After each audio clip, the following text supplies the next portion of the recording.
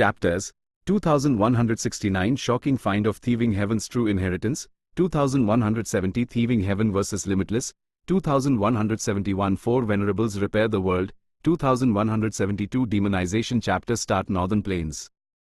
एक जोरदार लड़ाई के कुछ राउंड्स अभी अभी गुजरे थे।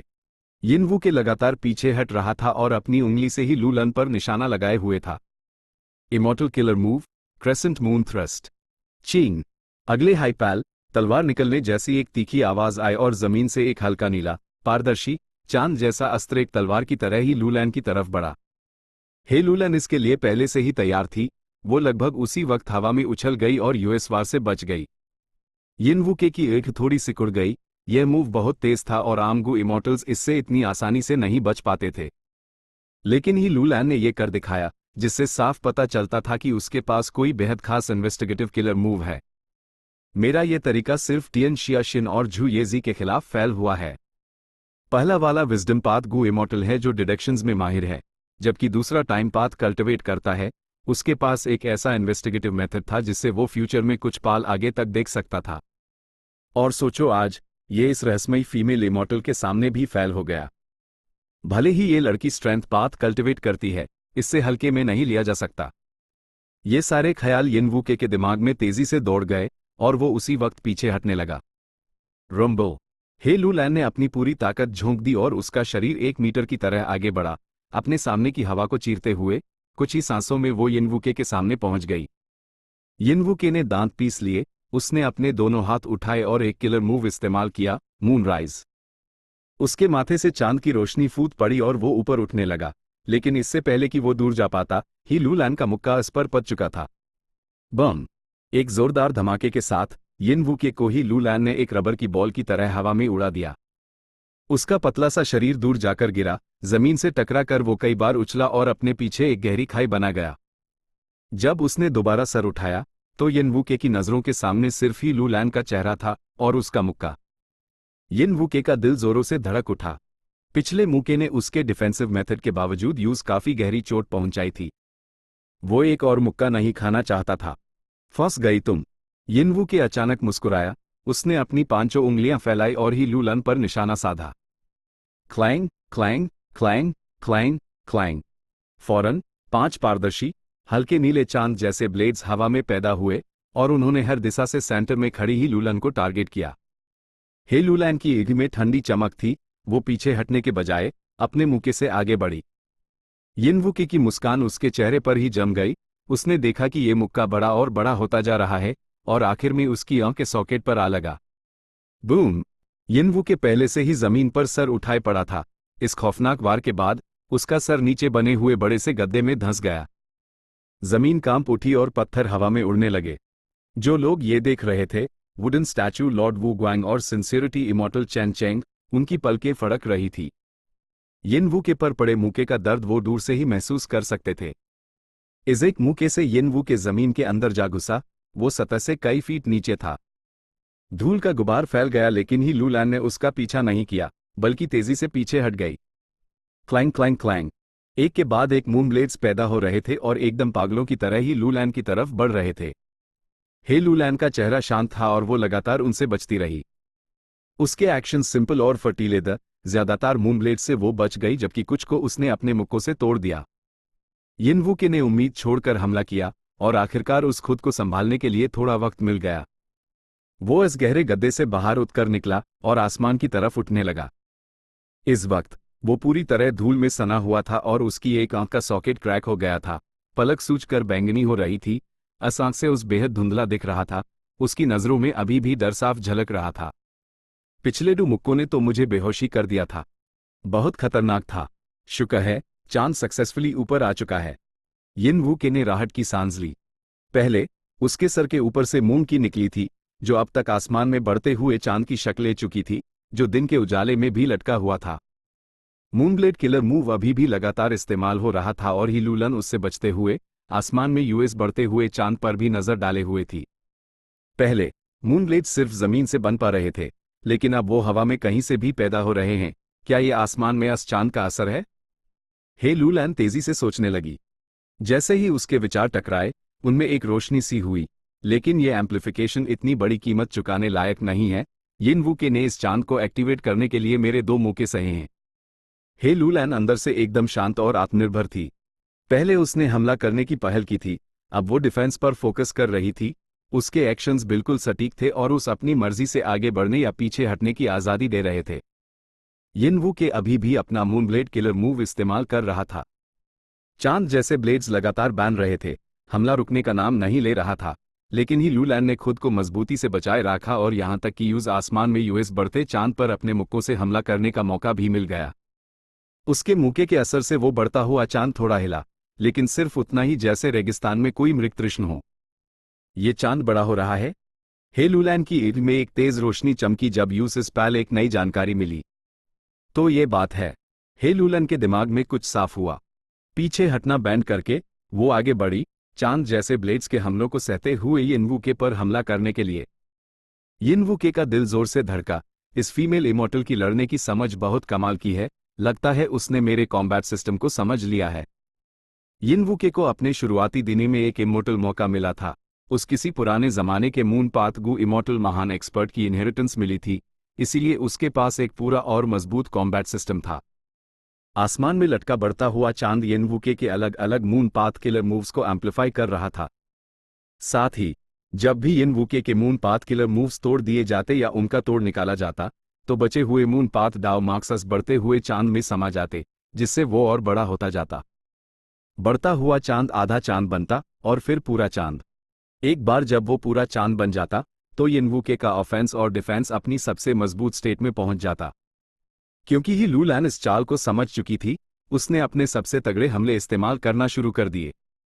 यिन वूके शुरू से जानता था कि वो इस वक्त हे लुलैन का मुकाबला नहीं कर सकता। उस पीछे हटने और उसके हमलों को रोकते हुए वक्त खींचने की स्ट्रैटेजी अपनानी पड़ी।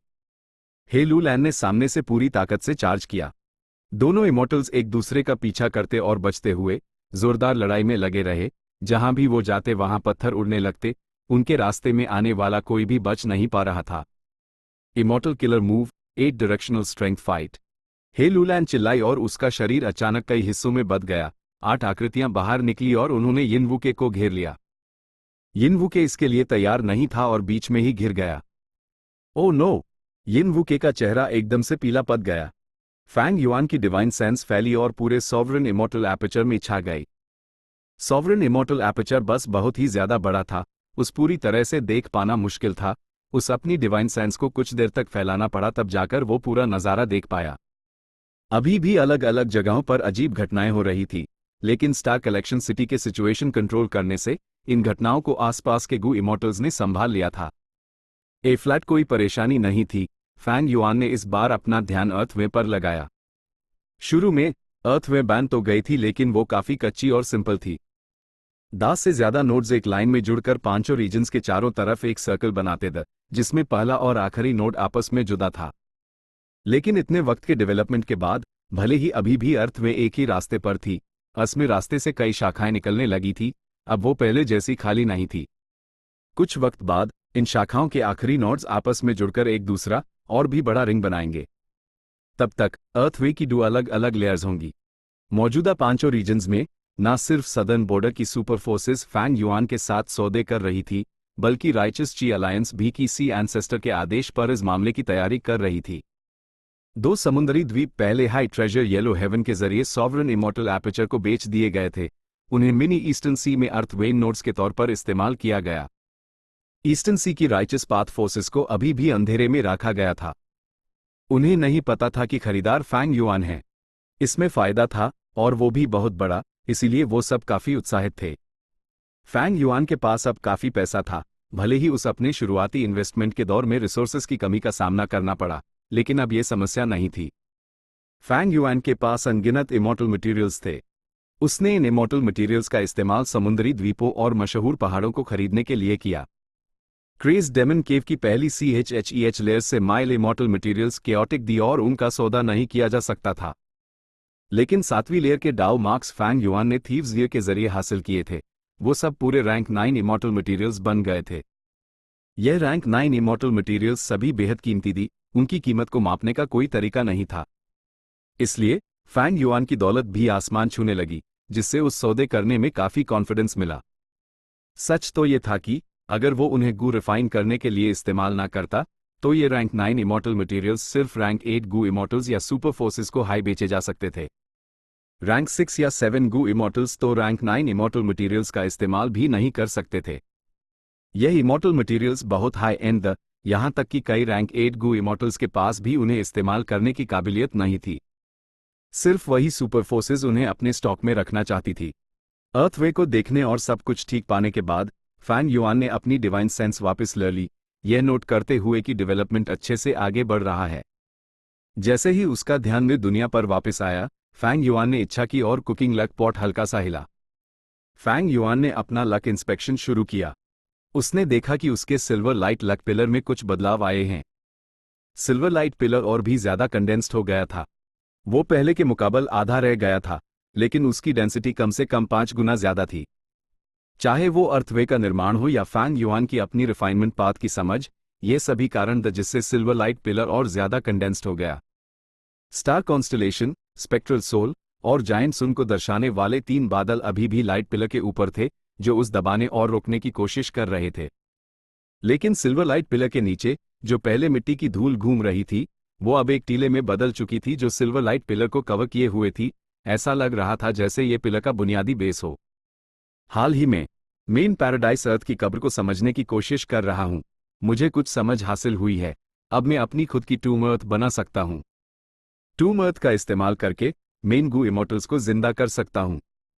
यहां तक कि उनके जिंदा रहते हुए जो इमॉर्टल गू उनके पास था, वो भी यूएस इंसान के साथ पैदा किए जा सकते हैं। लक के इस नज़ारे को देखते हुए अगर मेन नॉर्दर्न प्लेन्स की पैराडाइस अर्थ ट्रू इनहेरिटेंस को समझ पाया तो इससे मुझे बहुत मदद मिलेगी। हाँ, जैसे हाईफैंग युआन सोच रहा था, उसकी किस्मत फिर बदली। उसने देखा कि सिल्वर लाइट पिलर के ऊपर अन 3 बादलों के बीच एक चमकता हुआ सितारा प्रकट हुआ। ये सितारा सिल्वर व्हाइट रोशनी में चमक रहा था। ये बादल की परत को चीरकर सीधा सिल्वर लाइट पिलर की सतह पर चमक रहा था। दोनों हाई सिल्वर रोशनी थी। ऐसा लग रहा था जैसे इससे सिल्वर लाइट पिलर को बहुत फायदा होगा। ये क्या हो रहा है? फैंग युआन का शरीर कांप उठा। तो ये बात है, ए फ्लैट इज समझा। उसने दूर तक देखा, हजारों ली दूर 3 महान दुनियाओं के इंटरसेक्शन के केंद्र में। वहां एक छोटी सी दुनिया प्रकट हुई जिससे थीविंग हेवन डेमन वेनरेबल की तेज ऑरा निकल रही थी। यह थीविंग हेवन का स्पेस था। इसमें बहुत ज्यादा चांसेस द कि थीविंग हेवन की ट्रू इनहेरिटेंसेस में से एक हो। क्रैश क्रैश क्रैश, एक के बाद एक जबरदस्त हमलों की बारिश यिनवू के पर हुई जो जमीन पर पड़ा हुआ था। यिनवू के ने अपने दोनों हाथों से अपना सर बचाया। वो एक बॉल की तरह सिमट गया था और अपनी पूरी ताकत से अपना डिफेंसिव किलर मूव एक्टिवेट कर रहा था। लेकिन मुक्कों और लातों की इस बारिश के बाद उसका डिफेंसिव मेथड जल्द हाई टूट गया। मैं हार मानता हूं, मैं हार मानता हूं। यिनवू के घबराहट और मायूसी में जोर से चिल्लाया। फेरी ब्लैक मून, बस करो, उस छोड़ दो। पास खड़े वू ग्वैंग ने यूज रोकते हुए कहा। हे लू लैन का इरादा सिर्फ प्रैक्टिस मैच का था, उस मारने का कोई इरादा नहीं था। उसने तुरंत अपना मेथड रोक दिया। वो चेन चेंग की तरफ मुड़ी और पूछा, यिनवू के हार गया है, अगला ओपोनेंट कौन है? जब वो ये पूछ रही थी तब आसमान से डूगू इमॉर्टल्स नीचे आए। एक महिला और एक पुरुष इमॉर्टल। पुरुष का शरीर पतला और चेहरा नुकीला था। उसकी एड़ी चने जैसी थी। उससे रैंक 7 लाइट पाथ की ऑरा निकल रही थी। महिला इमॉर्टल का शरीर एक छोटी बच्ची जैसा था। उसकी ऊँग पानी से भरी और चमकदार थी। उसका छोटा सा शरीर क्यूट और नाजुक था। वो एक rank 7 wood path Gu immortal थी। ये ल्यू ट्राइब के ल्यू चैंग और ल्यू लुओ थे। चेन चेंग और वू ग्वांग ने एक दूसरे को देखा लेकिन कुछ बोले नहीं। ल्यू लुओ ने सबसे पहले पूछा, यहां क्या हो रहा है? जब किसी ने जवाब नहीं दिया तो ल्यू लुओ ने तुरंत यिनवू के की तरफ देखा। यिनवू के अभी भी जमीन पर पड़ा हुआ था। वू ग्वांग उसका इलाज कर रहा था और वो कड़वी मुस्कान के साथ बोला, यह फेरी ब्लैक मून मुझे चैलेंज करने आई थी। उसके तरीके कमाल के हैं, मैं उसका मुकाबला नहीं कर पाया। ल्यू चांग ने यह सुना और उसकी एड़ी चमक उठी। वो मुस्कुराया और बोला, फेरी ब्लैक मून, क्या मैं आपका नाम जान सकता हूं? सोचा नहीं था कि नॉर्दर्न प्लेन्स के गू इमॉर्टल वर्ल्ड में कोई नया इतना कमाल का सितारा उभरेगा। ल्यू लुओ ने यिनवू के का मजाक उड़ाया। यिनवू के, अब समझ आया एक अकेले इमॉर्टल की क्या मुश्किलें होती हैं? हमारे ल्यू ट्राइब ने तुम्हें अपना एक्सटर्नल सुप्रीम एल्डर बनने के लिए इनवाइट किया था। इसमें तुम्हारा ही फायदा था। कम से कम हमारे ट्राइब में शामिल होने के बाद अगर कोई गू इमोर्टल तुम्हें चैलेंज करता तो यूज मेरे ल्यू ट्राइब के गुस्से का सामना करना पड़ता। यिनवुके ने कड़वी मुस्कान के साथ सर हिलाया। आपके बार बार के ऑफर के लिए शुक्रिया, लेकिन मुझे अकेले रहने की आदत है। मेरा किसी भी सुपर फोर्स में शामिल होने का कोई इरादा नहीं है। ल्यू लुओ ने गुस्से से कहा, तुम्हें अपने भले की समझ नहीं है क्या? फेट वॉर के खत्म होने के बाद से पांचों रीजन्स की केओटिक वॉर की तैयारी के लिए लॉन्जेविटी हेवन ने अलग अलग हुआंग जिन ट्राइब्स को नॉर्दर्न प्लेन्स के गू इमोर्टल वर्ल्ड को एक करने का आदेश दिया था। कई गू इमोर्टल्स को हुआंग जिन ट्राइब्स में भर्ती किया गया, जबकि कई डिमोनिक इमोर्टल्स को मार भी दिया गया। दूसरी तरफ ही लू लैन ने ल्यू चांग के सवाल का जवाब देने में कोई दिलचस्पी नहीं दिखाई। उसने चेन चेंग से कहा, चलो रुको। ल्यू लुओ की तीखी आवाज ने यूज रोका।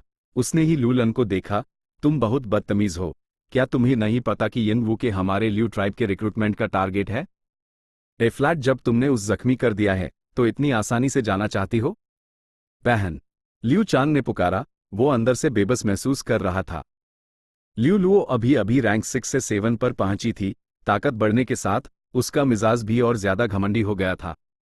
अगर वो अकेली होती तो शायद ऐसा ना करती, लेकिन यहां अपने भाई ल्यू चांग के साथ होने पर, जिस पर वो भरोसा कर सकती थी, ल्यू लुओ एकदम बेपरवाह और लापरवाह एटीट्यूड दिखा रही थी। लेकिन क्योंकि ल्यू चांग अपनी बहन से बहुत प्यार करता था, उसने यूज डांटा नहीं, बल्कि ही लूलन को घूर कर बोला, फेरी, जाने की इतनी जल्दी क्या है? क्या आप हमारे ल्यू ट्राइब में शामिल होने में इंटरेस्टेड हैं? अगर आप ल्यू ट्राइब की एक्सटर्नल सुप्रीम एल्डर बन सकती हैं, अपना कुत्ते जैसा मुंह बैन रख। हे लू लैन ने साफ साफ जवाब दिया। क्या? ल्यू चांग हक्का बक्का रह गया। ल्यू लुओ ने अपनी एड़ी फैला ली। वो गुस्से और हैरानी से भर गई। तुम्हारी हिम्मत कैसे हुई? बिच। इससे पहले कि वो अपनी बात पूरी करती, ही लू लैन ने फिर से टोका, रास्ते में भौंकने वाले दो कुत्तों, एक बार और भौंके तो मैं तुम दोनों को मार डालूंगी। सिचुएशन को हाथ से निकलते देख चेन चेंग ने जल्दी से बीच बचाव करने की कोशिश की। ल्यू लुओ ने चीखते हुए कहा, आज का मामला यहीं खत्म नहीं होगा, मैं देखना चाहती हूं कि। बूम। हे लू लैन ने जोरदार हमला किया। एक स्ट्रेंथ पाथ फैंटम अचानक ल्यू लुओ के सामने प्रकट हुआ, उसके चेहरे पर एक मुक्का मारा और उस हवा में उड़ा दिया। बहन। ल्यू चांग गुस्से में आ गया, वो हमला करने ही वाला था। बूम। उस भी ही लू लैन ने हवा में उड़ा दिया। ल्यू चांग नॉर्दर्न प्लेन्स का एक मशहूर रैंक 7 एक्सपर्ट था। उसकी ताकत ल्यू लुओ से कहीं ज्यादा थी। उसने जल्दी से खुद को संभाला और बोला, तुम्हारी हिम्मत कैसे हुई ल्यू ट्राइब के गू इमोर्टल्स पर हमला करने की? Boom boom boom. 8 strength path phantoms ही लू लन के चारों तरफ प्रकट हुए। Dark capital strength tiger totem को भी बुलाया गया और उन्होंने मिलकर ल्यू ट्राइब के भाई बहन को धो डाला। यह चेन चेंग हक्का बक्का होकर ये सब देखता रहा। ए फ्लैट, ये मामला शांति से नहीं सुलझ सकता। वू ग्वैंग की बोलती बैंड हो गई थी। उसने कड़वी मुस्कान के साथ यिन वूके से कहा, तो फेरी ब्लैक मून का मिजाज ऐसा है ब्रदर यिन, ये तुम्हारी किस्मत थी कि तुम उसके हाथों से बच गए। यिन वूके ने गुस्से से कहा, अगर फेरी ब्लैक मून सच में ल्यू ट्राइब के भाई बहन को मार देती है तो तुम्हें क्या लगता है ल्यू ट्राइब या लॉन्जेविटी हेवन हमें छोड़ देंगे? वू ग्वैंग हैरान रह गया। उसके चेहरे पर एक अजीब सा भाव आ गया। क्या हमें ल्यू ट्राइब के भाई बहन की मदद के लिए आगे आना चाहिए? वू ग्वैंग ने बेबस होकर पूछा। यिन वूके ने दांत पीस कर कहा, क्या तुम लॉन्जेविटी हेवन के बदबूदार कदमों को चूमना चाहते हो? जब से जायंट सन इमॉर्टल वेनरेबल ने इंपीरियल कोर्ट कॉन्टेस्ट बनाया है, पूरा नॉर्दर्न प्लेन्स उसका राज्य बन गया है। पिछले 3 लाख सालों से क्या हम नॉर्दर्न प्लेन्स के अकेले कल्टिवेटर्स ने काफी नहीं सहे हैं? ज्यादातर इमॉर्टल्स इंपीरियल कोर्ट कॉन्टेस्ट के पीछे की सच्चाई जानते थे। नॉर्दर्न प्लेन्स के लोन इमॉर्टल्स और डिमोनिक कल्टिवेटर्स का जायंट सन इमॉर्टल वेनरेबल के बारे में अच्छा ओपिनियन नहीं था। उस जमाने में 5 एलिमेंट्स ग्रैंड मास्टर, जो तब एक लोन कल्टिवेटर था, उसने लॉन्जेविटी हेवन पर हमला किया था। वो इसी सोच का सबूत था। लॉन्जेविटी हेवन नॉर्दर्न प्लेन्स के गू इमॉर्टल वर्ल्ड पर राज करना चाहता था, लेकिन इसकी मुश्किल बहुत ज्यादा थी। कई गू इमॉर्टल एक्सपर्ट्स हुआंग जिन ट्राइब्स के नीचे नहीं आना चाहते थे।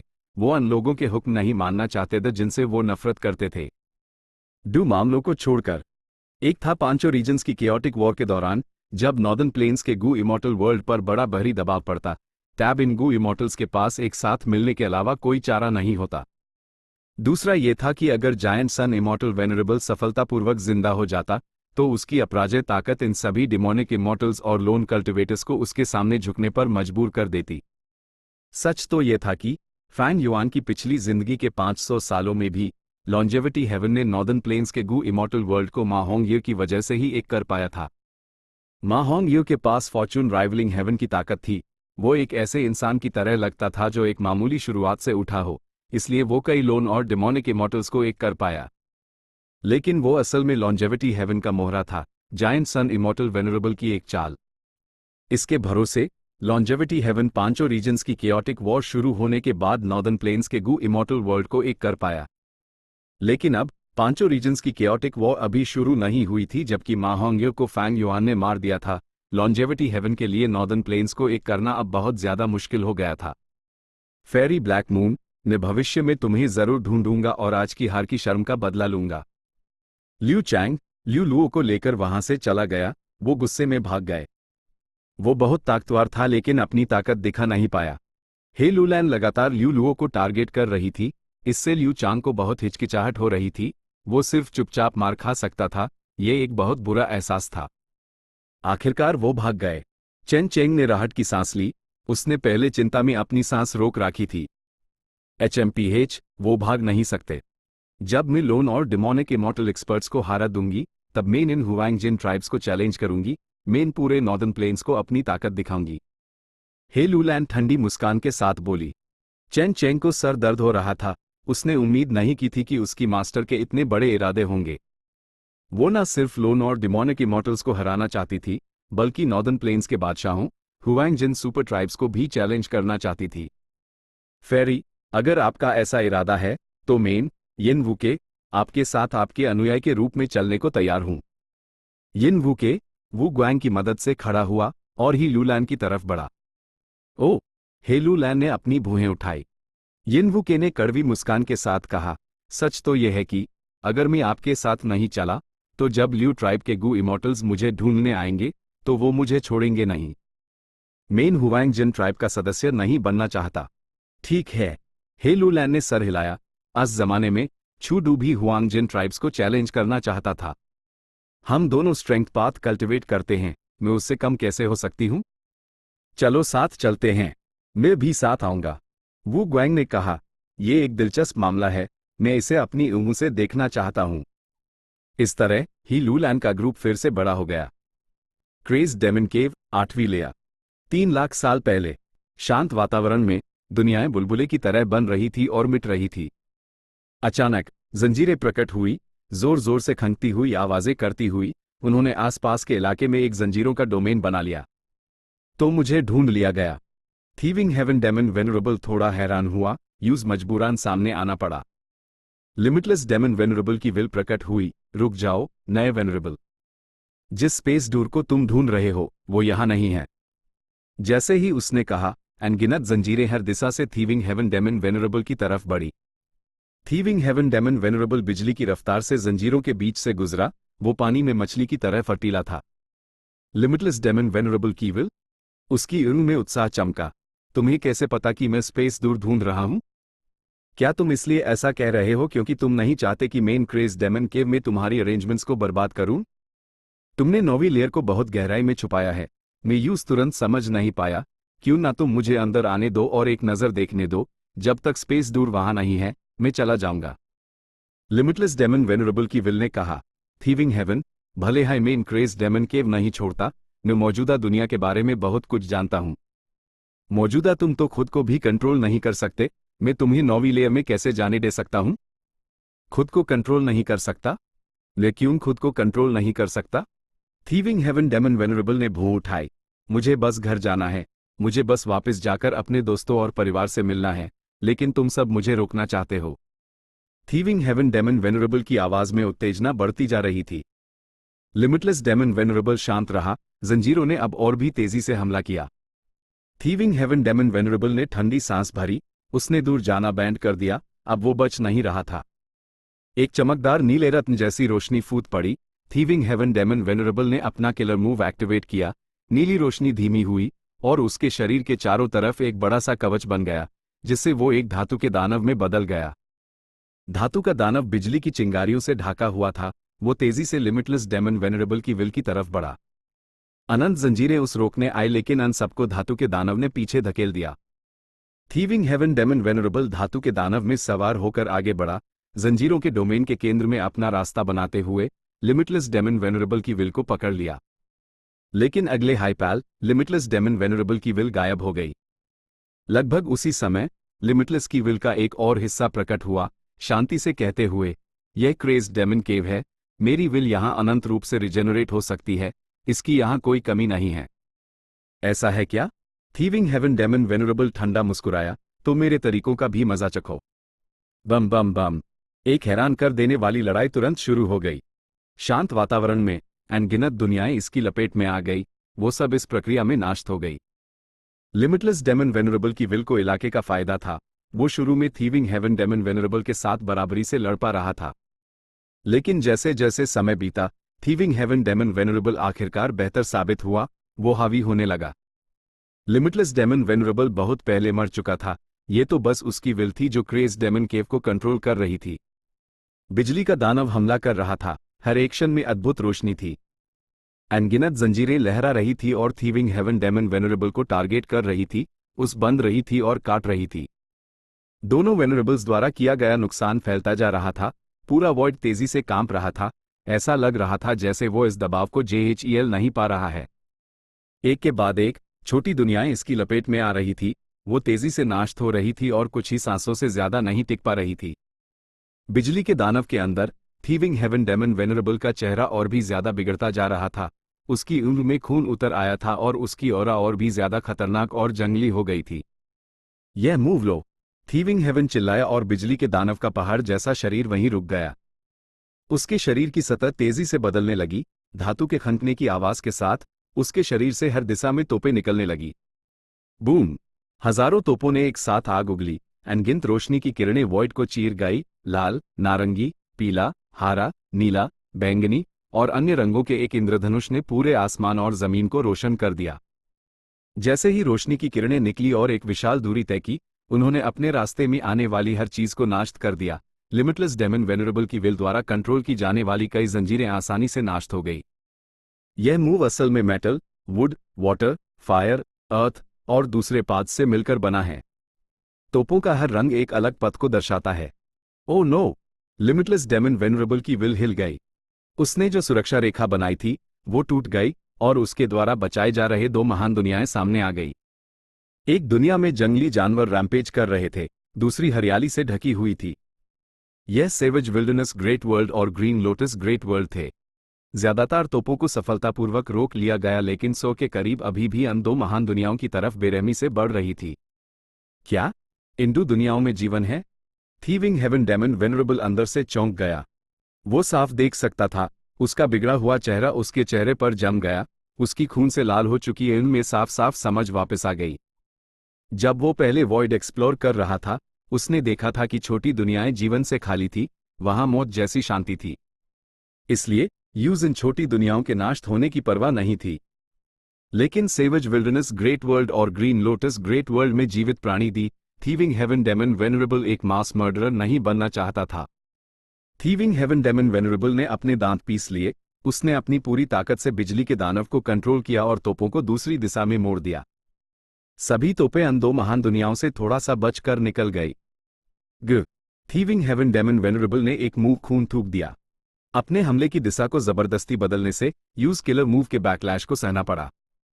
बिजली का दानव जो अब तक शक्तिशाली और न रुकने वाला था, अब चमक नहीं रहा था, वो काफी धीमा पड़ गया था। दोनों वेनरेबल्स की लड़ाई इस पल रुक गई।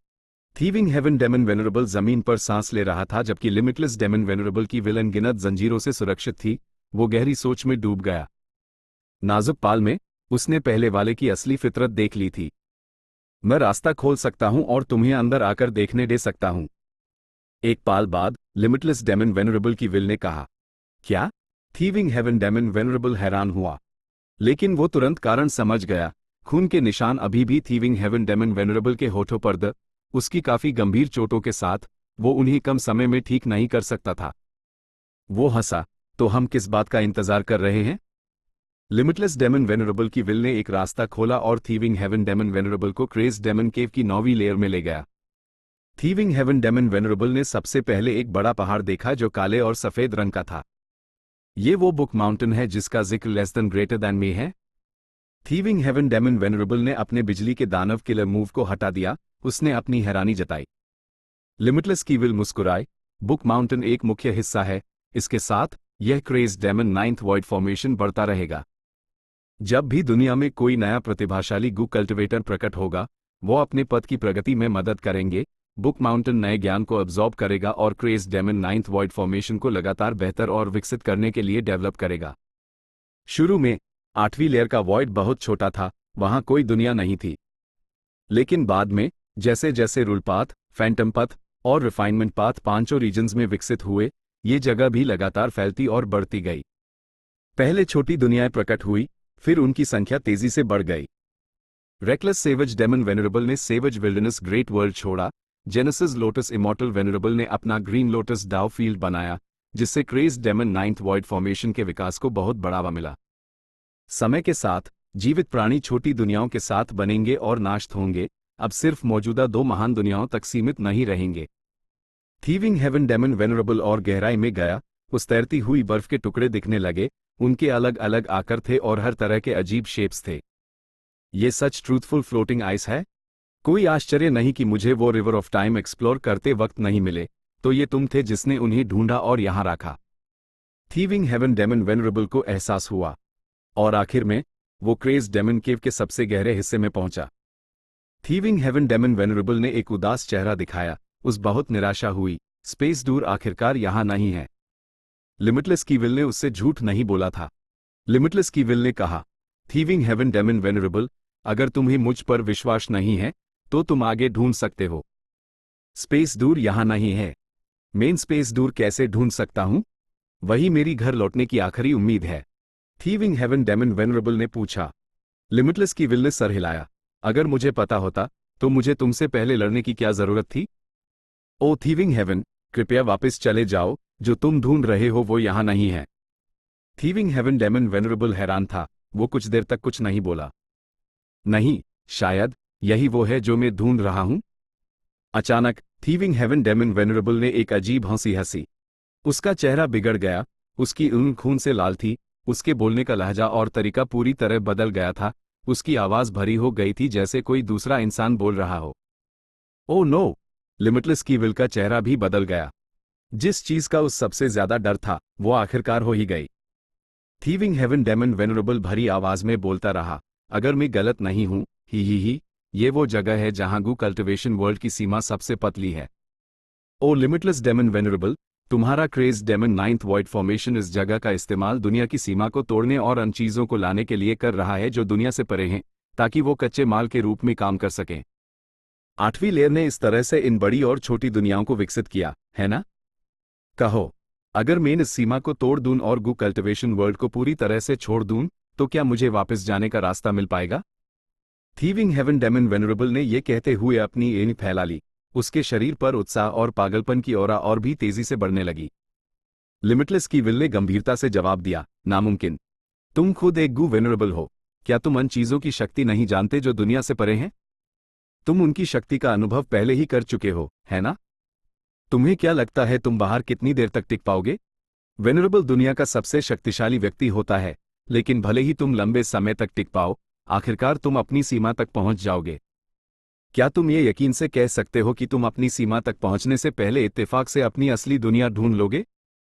तुम्हें यह जान लेना चाहिए, तुम अकेले अदरवर्ल्डली डेमन नहीं हो। गू कल्टिवेशन वर्ल्ड के बाहर की दुनियाएं सिर्फ तुम्हारी असली दुनिया से ज्यादा हैं। लेकिन थीविंग हेवन डेमन वेनरेबल ने अपने हाथ उठाए और चिल्लाया, लेकिन क्या तुम जानते हो? क्या तुम जानते हो कि ये कितना वापस जाना चाहता हूं? थीविंग हेवन डेमन वेनरेबल ने फिर अपना सर झुकाया, उसकी उंगलियां उसके बालों में घुस गई और उसकी उंगली खाली थी।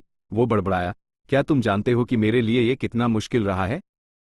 जब मैं एक मोर्टल था, मैंने खुद से कहा था कि अगर मैं एक गू मास्टर बन गया तो मुझे घर जाने का रास्ता मिल जाएगा। जब मैं एक गू मास्टर बना, मैंने खुद से कहा कि गू इमॉर्टल बनने के बाद मुझे घर जाने का रास्ता मिल जाएगा। गू इमॉर्टल बनने के बाद मैंने खुद को फिर से तसल्ली दी, अगर मैं वेनरेबल बन गया तो मैं घर जा पाऊंगा।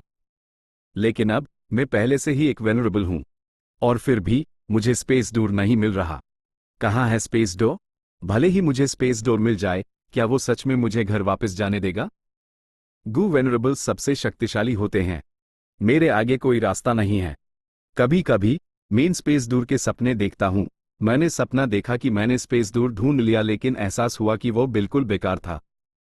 जब भी मैं ऐसे बुरे सपने से उठता हूँ, मैं ठंडे पसीने से भीग जाता हूँ। मैं मानता हूँ कि मैं डरता हूँ। मैं डरता हूँ कि मुझे स्पेस दूर नहीं मिलेगा।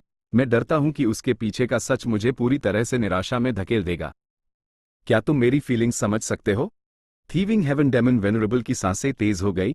उसने क्रेज डेमन केव के सबसे गहरे हिस्से को देखा, दुनिया की सीमा के सबसे पतले हिस्से को। वो अचानक हंसा, उसकी ईनी चमक उठी और उसने भरी आवाज में कहा, तो अब मुझे एक रिस्क लेने दो। मैं इस दुनिया को तोड़ दूंगा। रुक जाओ, लिमिटलेस की विल चिल्लाई। वो पहले से ही तैयार था। उसने उस रोकने के लिए अपनी पूरी ताकत लगा दी। थीविंग हेवन डेमन वेनरेबल तुरंत आसपास की जंजीरों से जकड़ा गया। लेकिन अगले हाईपैल, एक और थीविंग हेवन डेमन वेनरेबल उसके सामने प्रकट हुआ। उसने अपने हाथ ऊपर उठाए और जोर से नीचे मारे। बूम! एक जोरदार आवाज के साथ दुनिया की सीमा टूट गई। दुनिया की सबसे भयानक मुसीबत आ गई। थीविंग हेवन डेमन वेनरेबल टूटे हुए छेड़ से तुरंत बाहर चला गया। लेकिन लिमिटलेस की विल के पास अब उसका पीछा करने का समय नहीं था। उसने टूटी हुई सीमा को बैंड करने की पूरी कोशिश की। लेकिन भयानक मुसीबतें इस छेड़ से बाहर निकल रही थी। लिमिटलेस की जंजीरें उनका सामना नहीं कर सकती थी। वो पास भी नहीं जा सकती थी। कुछ ही सांसों के बाद छेड़ अपने असली आकार से दोगुना हो गया। सिचुएशन गंभीर है। अगर हमने इस छेड़ को अभी नहीं ठीक किया तो पूरी दुनिया नाश हो जाएगी। कृपया मेरी मदद करो, लिमिटलेस की विल ने जोर से चिल्लाया। रेकलेस सेवेज की will savage wilderness great world से बाहर निकल आई, अपने साथ अनगिनत भयानक जानवर लेकर। जेनेसिस लोटस की will green lotus great world से बाहर निकल आई, अपने साथ अनगिनत पेड़ और घास लेकर। तीन वेनरेबल्स की शक्ति सिर्फ सिचुएशन को संभाल सकती थी। वो इस छेड़ को ठीक नहीं कर सकते थे। छेड़ बड़ा नहीं, लेकिन तीनों वेनरेबल्स पहले ही मर चुके थे। सिर्फ उनके मुख्य शरीर द्वारा छोड़ी गई शक्ति सिचुएशन को बचा नहीं सकती थी। जैसे हाई तीन वेनरेबल्स की शक्ति कमजोर हुई, उनके चेहरे बिगड़ गए। सोचा नहीं था कि दुनिया नाश होने वाली है, जेनेसिस लोटस की विल ने कड़वी मुस्कान के साथ कहा। लिमिटलेस की विल ने सांस ली। मुझे उस अंदर आने देने का रिस्क नहीं लेना चाहिए था।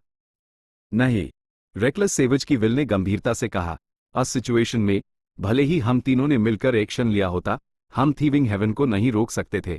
आखिरकार हम उसकी जान नहीं ले सकते। भले ही हम उस कई बार दूर धकेल देते, वो फिर भी वापस आ सकता था और हमें चैलेंज कर सकता था जब तक हमारी शक्ति खत्म ना हो जाए। ये सब मेरी गलती है, लिमिटलेस, मुझे छोड़ दो, मैं तुम्हारी मदद कर सकता हूं। थीविंग हेवन डेमन वेनरेबल ने पछतावे के साथ कहा। एक थीविंग हेवन डेमन वेनरेबल टूटी हुई सीमा से चला गया था, जबकि दूसरा थीविंग हेवन डेमन वेनरेबल अभी भी लिमिटलेस डेमन वेनरेबल की जंजीरों में फंसा हुआ था। तुम? जेनेसिस लोटस की विल हैरान हुई। जो पहले गया वो कौन था? रेकलेस सेवेज की विल ने पूछा। वो शासियो है, थीविंग हेवन डेमन वेनरेबल ने कड़वी मुस्कान के साथ कहा। वो मेरा डाओ गार्डियन है। वो ये भी है कि सिचुएशन गंभीर थी। लिमिटलेस की विल ने यूज बीच में टोका, पूछते हुए, तुम्हारे पास क्या प्लान है? थीविंग हेवन डेमन वेनरेबल ने कहा, क्या तुम जानते हो कि फेट गू का कंट्रोल अदरवर्ल्डली डीमंस पर सीमित क्यों है? वो इसलिए है क्योंकि हर अदरवर्ल्डली डेमन जो इस दुनिया में आता है, वो अपने असली दुनिया का निशान लेकर आता है। वो अदरवर्ल्डली डाउ मार्क्स हैं। आगे मैं अपने शरीर पर अदरवर्ल्डली स्पेस पाथ डाउ मार्क्स का इस्तेमाल करके एक सबस्पेस बनाऊंगा और इस छेड़ को ब्लॉक करूंगा।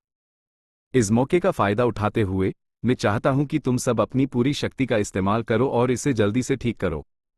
बिना हिचकिचाए, लिमिटलेस की विल ने अपनी जंजीरें वापस ले ली। करो। क्रेज डेमन केव, 8वीं लेयर। बड़ी और छोटी दुनियाएं तेजी से एक दूसरे में मिल रही थी। हर तरह की आफतें और मुसीबतें दुनियाओं में तबाही मचा रही थी। गू इमोर्टल्स के बीच लड़ाई भी बेहद गर्म थी। कमजोर लोग एक्सपर्ट्स के बीच टकराव की झटकों से अपनी जान गंवा रहे थे। शक्तिशाली व्यक्ति भी इस विशाल केओटिक लड़ाई में खुद को बचा नहीं पा रहे थे। वो सुनामी का सामना कर रहे छोटे जहाजों की तरह थे। थोड़ी सी लापरवाही से वो पलट जाते और मौत का सामना करते। कमजोर, बहुत कमजोर। और कौन मुझे रोक सकता है? मारो! हा हा हा! बू टियनकॉन्ग लगातार अपने दुश्मनों को उकसा रहा था। वो बिना रुके आगे बढ़ रहा था। बैटलफील्ड पर कोई भी उस रोक नहीं पा रहा था। यूज क्रेज डेमन केव की किस्मत का साथ मिला हुआ था। एंडलेस लर्निंग के प्रभाव में उसका अटेनमेंट लेवल तेजी से बढ़ गया। उसके बाद यूज हेवनली कोर्ट की मदद मिली और इमोर्टल गू और किलर मूव्स माइल उसकी शक्ति में जबरदस्त इजाफा हुआ। नी क्वांगफंग और डुअनहू भी उसके जैसे हाइदर, इस्पाल, ये तीनों इस बैटलफील्ड पर चमकने वाले सबसे शक्तिशाली गु इमोर्टल्स थे। कमीने जानवर, ये मत सोचना कि तुम इतना घमंड दिखा सकते हो। फैंग युआन के 4 रैंक 8 सबॉर्डिनेट्स ने रॉक मंकी बू टियनकॉन्ग को घेर लिया। बू टियनकॉन्ग को तुरंत दबाव महसूस हुआ और उसने अपनी जीभ बाहर निकाली। अपने होठों को चट्टे हुए उसकी ईर्ण में उत्साह और क्रूरता चमक रही थी। बहुत बढ़िया, तुम्हारी संख्या अच्छी है। कौन हो तुम लोग? लाइटनिंग लायन वॉरियर ने कहा और एक transformation path killer move activate किया, जिससे वो एक शेर के सर और इंसान के शरीर वाले लाइटनिंग लायन वॉरियर में बदल गया। मुझे याद रखना, मैं धर्म हूं। धर्म लायन वॉरियर ने भी अपना ट्रांसफॉर्मेशन मेथड एक्टिवेट किया और एक शेर के सर और इंसान के शरीर वाले वॉरियर में बदल गया। स्टील रश वॉरियर एक राइनो इंसान में बदल गया। फ्रॉस्ट बटरफ्लाई वॉरियर का आकार छोटा हो गया। वो एक बड़े आदमी की मुट्ठी के बराबर हो गया। उसका आकार इंसान जैसा था जिसके पंख थे और वो शक्तिशाली फ्रॉस्ट एनर्जी छोड़ सकता था।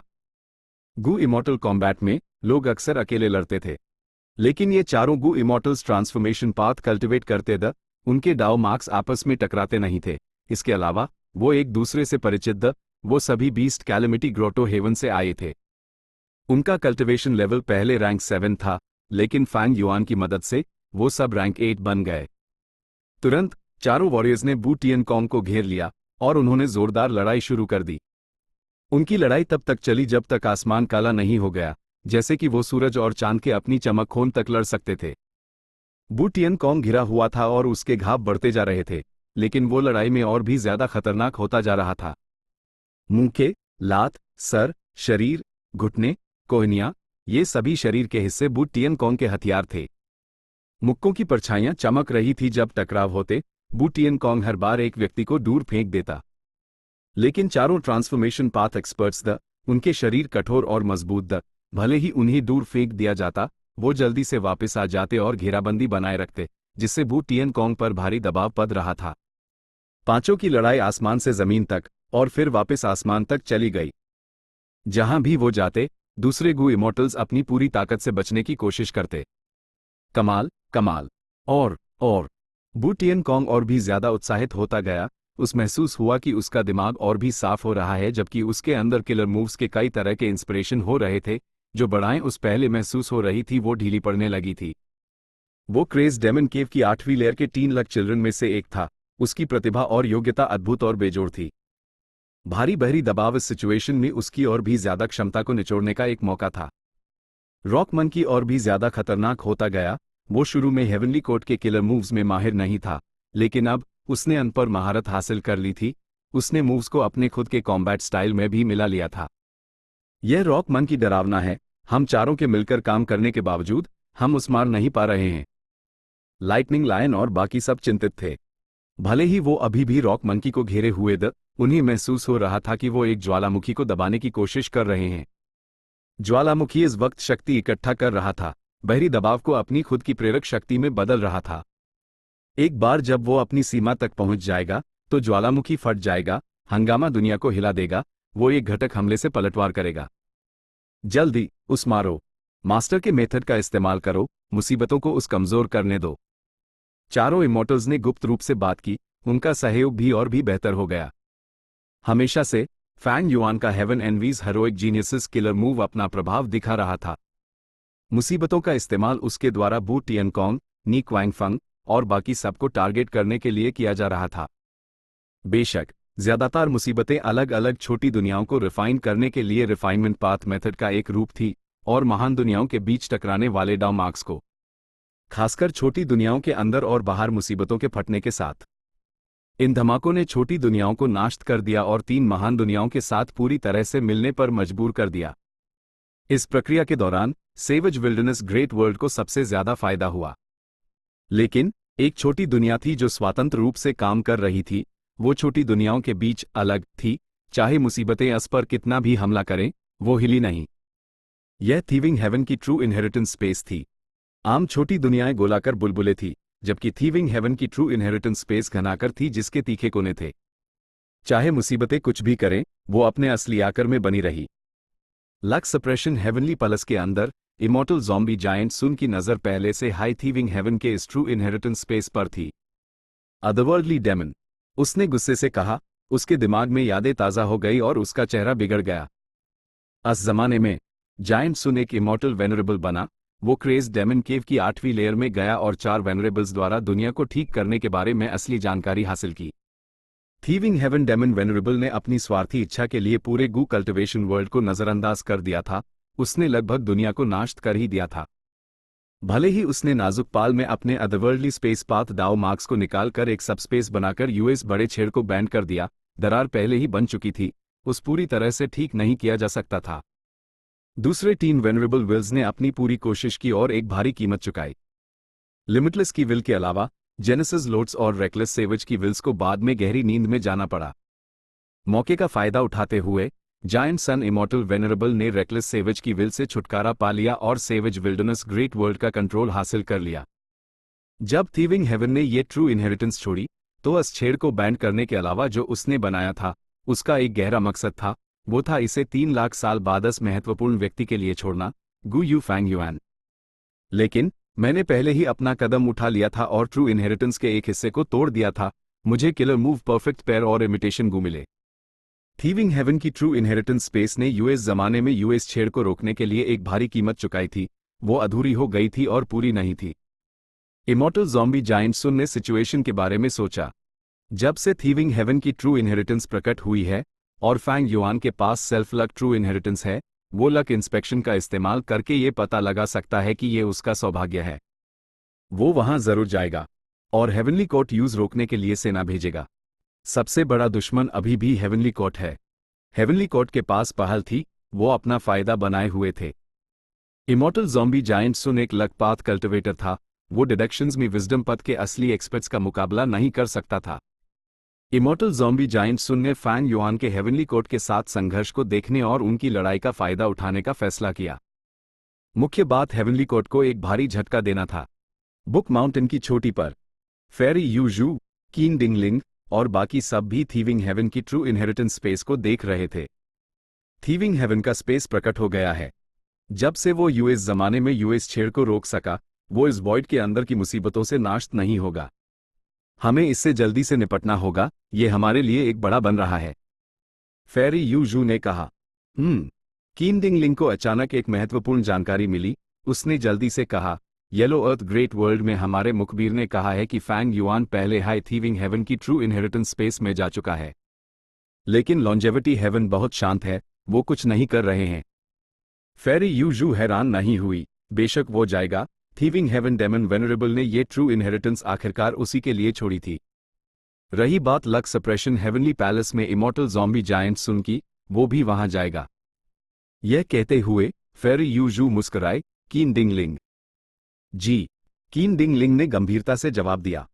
चलो, हम फैंग युआन और इमॉर्टल ज़ॉम्बी जायंट सुन को ढूंढने जाएंगे। फेरी यू जू धीरे धीरे उठी। कीन डिंगलिंग की एथ में उत्साह चमका। उसने हिचकिचाते हुए कहा, क्या हमें अब लिमिटलेस डेमन वेनरेबल के पलटवार के मेथड का ध्यान नहीं रखना है? चिंता मत करो, थीविंग हेवन का स्पेस लिमिटलेस डेमन वेनरेबल के अरेंजमेंट्स का हिस्सा नहीं है। उस हमसे इसे नाश करवाने की या फैंग युआन द्वारा इसे इनहेरिट करवाने की जरूरत है ताकि ये गायब हो जाए। यह स्पेस लिमिटलेस के डेरिवेशन के लिए एक बड़ा है। वो हमें इसे नाश करते देखकर खुशी होगा, फेरी यू जू ने जवाब दिया। हेवनली कोर्ट की सेना निकल पड़ी। डिवाइन एम्परर सिटी अपने साथ फेरी यू जू, कीन डिंगलिंग और दूसरों को लेकर बुक माउंटेन से रवाना हुई। उसी समय डेमन जजमेंट बोर्ड फेरी मिंग हाओ और गु यू फैंग झेंग के साथ आगे बढ़ा। उन्होंने भी फ्रंट लाइंस छोड़ दी। भले हाई green lotus great world longevity heaven और फैंग युआन के हमले का सामना कर रहा था, फेरी यू जू के पहले के एक्शंस के कारण हेवनली कोर्ट में बू टियनकोंग, नी क्वांगफंग और डुअनहू जैसे कई म्यूटेंट गू इमॉर्टल्स शामिल हो गए थे। इन गू इमॉर्टल्स ने येलो अर्थ ग्रेट वर्ल्ड और सेवज विल्डरनेस ग्रेट वर्ल्ड को नुकसान में डाल दिया। Immortal killer move, spiralling green leaf blade, swoosh swoosh swoosh. अनगिनत उड़ती हुई पत्तियां ब्लेड्स की तरह घूम रही थी और हर दिशा से नी क्वांगफंग की तरफ बढ़ रही थी। नी क्वांगफंग जोर से हंसा। उसका शरीर फुर्ती से उड़ती हुई पत्तियों के बीच घूम रहा था, बचते हुए और अन ब्लेड्स को सीधा पार करते हुए जिनसे वो बच नहीं सकता था। वो कभी कभी एक टॉर्नेडो में बदल जाता। उसके चारों तरफ की हवा के ब्लेड्स बहुत तीखे और पतले थे। सियो ही जियन ने अपने दांत पीस लिए। उसने नी क्वांगफंग को तेजी से पास आते देखा, अपने दिमाग में तीव्र दबाव महसूस करते हुए। वो नी क्वांगफंग से कई मिनट से लड़ रहा था। भले high heaven envies heroic geniuses नी क्वांगफंग को रोक सकता था, लेकिन उस मार नहीं सकता था। नी क्वांगफंग को हेवनली कोर्ट की मदद थी और वो जल्दी से रिकवर हो गया। वो अब सियो ही जियन को अपना शिकार समझ रहा था। मारो! नी क्वांगफंग चिल्लाया। तुम फंस गए। नाजुक पाल में दो आकृतियां सियो ही जियन के पास प्रकट हुई। एक मिनिमान गू इमॉर्टल था, ग्रीन फॉरेस्ट ग्रेट सेज। दूसरा ब्लैक लोकस्ट था, जायंट लोकस्ट ग्रोटो हेवन का मालिक, जो एक और वुडपाथ कल्टिवेटर था। सियो ही जियन का किलर मूव तुरंत बदल गया जब तीनों इमॉर्टल्स ने सहयोग किया। उनकी शक्ति में जबरदस्त इजाफा हुआ। उड़ती हुई पत्तियों के ब्लेड्स बीजों में बदल गए जो नी क्वांगफंग के शरीर पर बोए गए। अनसंगिनत बेलें उगने लगी जो नी क्वांगफंग को कास कर बांध रही थी। नी क्वांगफंग शुरू में एक टॉर्नेडो था, लेकिन ये बेलें अभी भी उस बांधने में सक्षम थी, उसके इमॉर्टल एसेंस के इस्तेमाल को बाधित कर रही थी। इसलिए नी क्वांगफंग के किलर मूव्स लंबे समय तक नहीं टिक सकते थे। इमॉर्टल एसेंस का प्रवाह अस्थिर हो गया और मूव्स की शक्ति बिल्कुल नीचे गिर गई। और भी ज्यादा बेलें प्रकट हुई, लंबी और लंबी होती गई। उन्होंने लगभग पूरी तरह से नी क्वांगफंग को धक लिया, कोई भी जगह नहीं छोड़ी। मुझे मजबूर मत करो। नी क्वांगफंग संघर्ष कर रहा था, लेकिन वो कमजोर होता जा रहा था। आखिरकार हमने इस बंदे को पकड़ लिया। ब्लैक लोकस्ट बहुत खुश था। तीनों वुडपाथ गू इमॉर्टल्स ने एक दूसरे को देखा, खुशी के भाव दिखाते हुए। सियो ही जियन अब बहुत खुश था, क्योंकि आइस क्रिस्टल इमॉर्टल मोनार्क पहले नी क्वांगफंग से हार गया था, जबकि उसने यूज हारा दिया। दोनों की तुलना करने पर इसने सियो ही जियन को आइस क्रिस्टल इमॉर्टल मोनार्क को दबाने का मौका दिया। लेकिन इस पल नी क्वांगफंग की ऑरा काफी अजीब और विचित्र होने लगी। बेलें पहले ही एक विशाल बॉल में बदल चुकी थी, लेकिन नी क्वांगफंग की आवाज अभी भी अंदर से सुनाई दे रही थी। मैं डीमोनाइज होने वाला हूं। हर बार जब मैं एक निराशाजनक स्थिति में पड़ता हूं, मैं डीमोनाइज हो जाता हूं। मैं डीमोनाइजेशन से नहीं गुजारना चाहता, क्योंकि एक बार जब मैं डीमोनाइज हो जाता हूं, मैं अपनी होश खो देता हूं जब तक मैं इस दुनिया में हर किसी को और हर चीज को नाश्ता और मार नहीं देता। लेकिन तुम लोगों ने मुझे मजबूर किया, तुमने मेरा हाथ मजबूर किया। Chapter and.